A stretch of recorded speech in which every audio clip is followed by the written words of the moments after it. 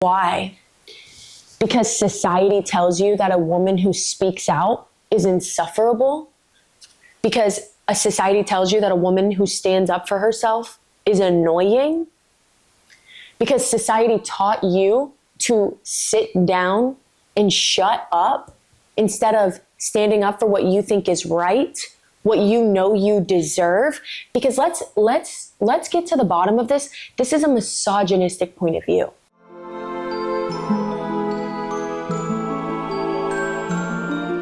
What is going on, book besties? And welcome back to another YouTube video.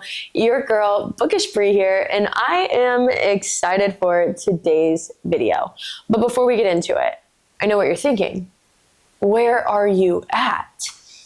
We're recording from a different place today. I moved things around a little bit in my home, and I decided to record in front of my tall bookshelf, and then I just threw on a YouTube video that's chill fireplace with the rain vibes. I don't know, what do you guys think? Kind of cute? I don't know, I guess we'll see. Today's video is one that really stays close to my heart, because today's video is going to be book recs for the trope feminine rage. The reason that I love this trope so much is because this trope is not just about violence. It's not just about women burning down the system, the world, which they do. And I love that. But it's about so much more. It's actually about death. It's about anger. It's about rage. It's about grief, revenge, self-reclamation. Okay? This is for the women who have been torn down, beat down by the world, told they weren't enough, told to be quiet, never stand up for yourself. This is for the women who are pissed off at what society expects us to be instead of accepting us for who we are. Okay? This is my number one favorite trope. So I figured, why would I not share with you guys some of my favorite book recs with women who are not afraid to stand up for themselves, not afraid to be who they are, and not afraid to burn down a system that was meant to keep them down, okay? So with that being said, let's get into some of my favorites. For the first one, we are gonna have to start strong, and we're gonna have to say Miss Bryce Quinlan from Crescent City. But as you get deeper into the series, it's also more than just Bryce Quinlan, because it's also Lydia Servos, okay?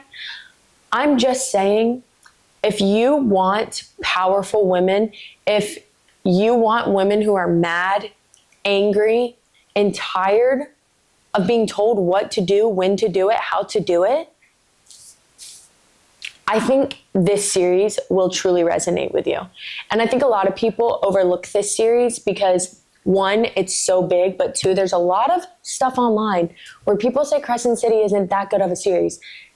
This is the best SJM book. The characters are complex. The story is complex. It is genuinely phenomenal, and I think it's being very slept on. Now, the next one, I'm going to kind of do these ones together because these are three different Twisted Sister series that I think in their own way show feminine rage in different ways, different aspects, if you will. So we're going to start strong. Why do I always start my videos like that? I always go, so we're going to start off strong. Okay, I guess I don't know what else to say. I don't know how else to do it. We're going to start with some bangers. We'll figure that out. We'll workshop that. And we're going to talk about Zodiac Academy and Ruthless Boys of the Zodiac, which is the prequels. Hear me out. Elise, she's feminine rage in her own way because she's dealing with a lot of grief, and she wants to avenge her brother who was murdered, okay? And she's not gonna let anything stand in her way. She's going to get her revenge. She's gonna get to the bottom of this shit. And she's angry, okay? She's mad. Next is going to be Zodiac Academy, because Miss Tori Vega, our angry queen. Okay? I love Miss Tori Vega. I think a lot of people say that her character is a bitch or whatever they say. The thing is I think it's a misogynistic, let's sit down for a second. Because majority of these books that I'm going to recommend to you guys, these FMCs are called bitches. They're called annoying. They're called insufferable. Why? Why? Because society tells you that a woman who speaks out is insufferable? Because a society tells you that a woman who stands up for herself is annoying? Because society taught you to sit down and shut up instead of standing up for what you think is right, what you know you deserve. Because let's get to the bottom of this. This is a misogynistic point of view. That's what the root of it is. If you really think about it, it's the patriarchal point of view. Okay? A man tells you what to do, therefore you should listen.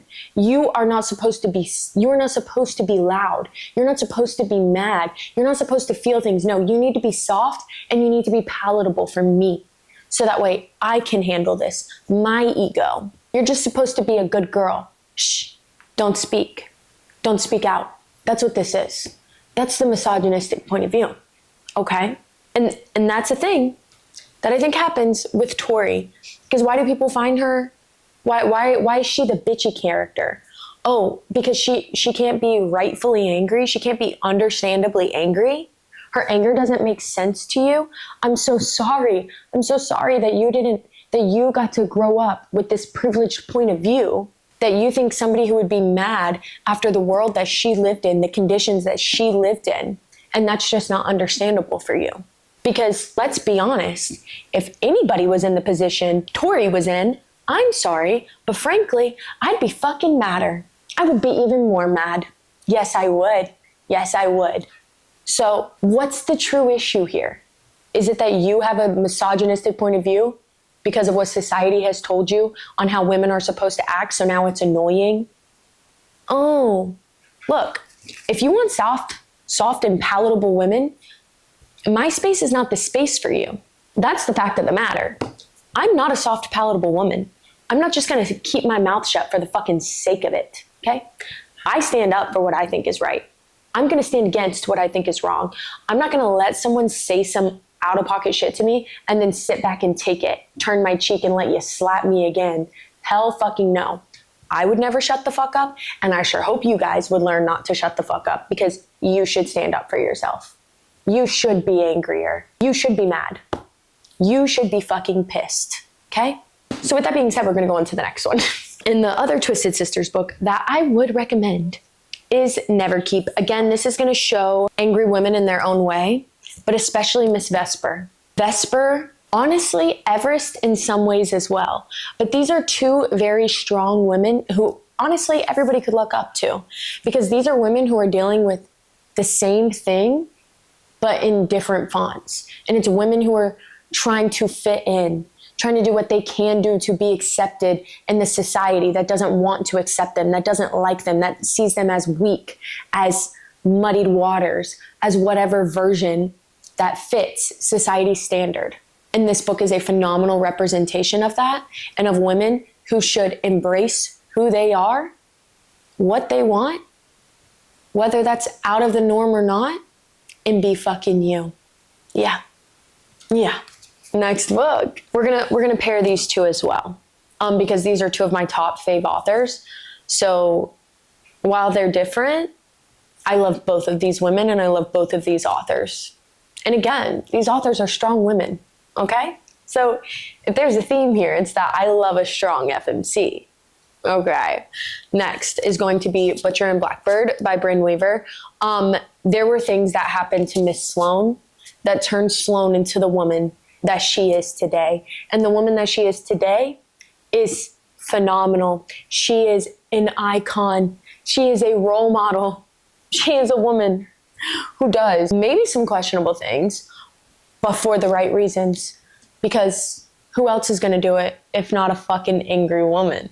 Next is going to be, and again, this is the blueprint. This is the blueprint. This is the foundation. This is what a woman fueled by rage would look like. And that's going to be Miss Diana Martinez. Our girl Diana, she don't play around. Diana don't play around.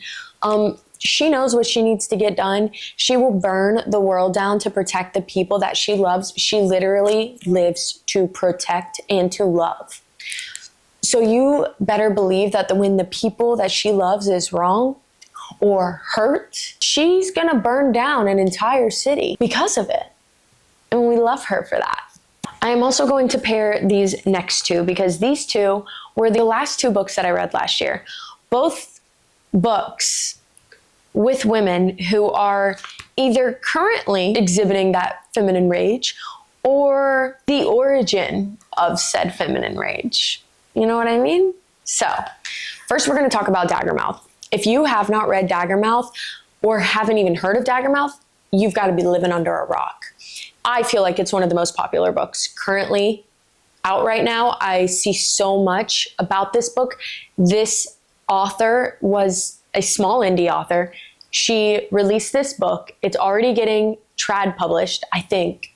I could be wrong, but I think. And she is just phenomenal, phenomenal, phenomenal. This is a dark dystopian romance where the elite men are in charge and the women and the poor are just aftermath. They're nothing. They're the scum on the bottom of your shoe. And of course, living in a world like that, it is going to breed women who are going to absolutely fucking annihilate everything in their wake when they get fucking unleashed. And there are women in this book who show that phenomenally, okay? Multiple women. Not only, this book in general is phenomenal, so you should absolutely read it.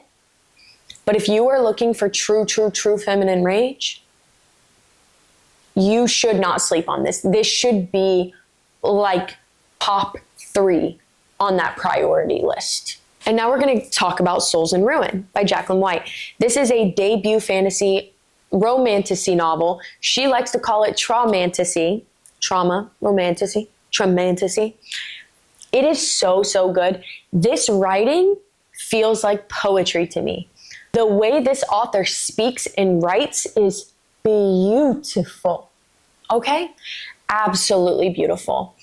This story itself was such an amazing story. It really goes through and it doesn't shy away from the hard topics. It doesn't shy away from the emotions. It doesn't rush through them. You live it, you experience it, and you understand why Miri is how she is. You understand why her circumstances breed a fucking pissed off woman. And you are gonna fucking love it. And last, but most certainly not least, for the feminine rage trope, you can't talk about feminine rage without talking about Reign of Shadows and Endings. Tessa is another FMC that everybody gets annoyed with, and they don't like her, and they think she's annoying and insufferable. I think she's phenomenal. She's one of my faves I've read. I haven't quite finished the series, but I think about this series once a week. I genuinely love it so fucking much. I actually miss it and I'm ready to go back to it. It is so fucking good. And Tessa, our fucking girl Tessa, there's this specific part in book 2 where she gets her revenge. And that's all I'm gonna say. And I fucking lived for it. Honorable mentions of FMCs who are angry in their own way and working through things, but so fucking strong. Maybe they didn't show full-on feminine rage, but I still think they're angry women who deserve to be mentioned in this video. And that is going to be Lena Delira from The Lies of Lena by Kylie Snow. That's going to be, I believe, both Nesta and Fabra Archerin. More Nesta, but both of them from A Court of Thorns and Roses series. And Odessa from Shield of Sparrows. That is going to be all for this week's YouTube video. Thank you guys so much for joining. I hope you loved this. I hope this video freaking resonated with you. If it didn't resonate with you, I hope it opened your eyes a little bit. Okay? I hope it helps you understand a little better. Okay? Thank you guys so much for watching. Please like, comment, and subscribe. Tell me below what your favorite book is that has the feminine trope rage so I can make sure to add it to my TBR. I love you guys so much. Thank you so much for joining. Bye.